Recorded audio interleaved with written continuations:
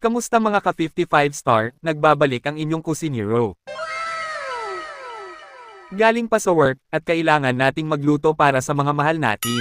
Sana all. Prito-prito lang muna tayo, para mabilis. Unahan mo na, at baka maunahan ka pa ng iba. Pagkatapos kong lutuin ang langgunisa ay isinunod ko ang kaning bahaw. Para pati kanin ay masarap. Sana all masarap. Sa sobrang sipag kong magluto, ginawa ko ng almusal ang hapunan namin. Ang mahalaga ay, mahal mo siya kahit na may mahal na siyang iba. Nailagay ko na rin pala yung hotdogs na ulam nila Loreline kaninang tanghali. Shariwat sa inyo Lors, at Luchi. Salamat sa pagbabantay sa mga pamangkin nyo.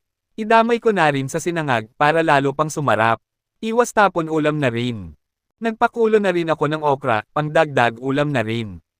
At habang inaantay nating kumulo ang okra, ay gumawa na tayo ng sosawan. Ay napakasarap niyan kapag naisoso na ang okra sa toyo, nakakapaglaway. Okay naman maglaway, wag lang sa kanya. At naluto na nga ang ating okra. Tanggalin na natin, at nang makakain na tayo. Ngayon ay September 8, happy birthday sa mahal na ina. At ina ng sanlibutan. Thank you very much. Hey, o sige kayo na pogi.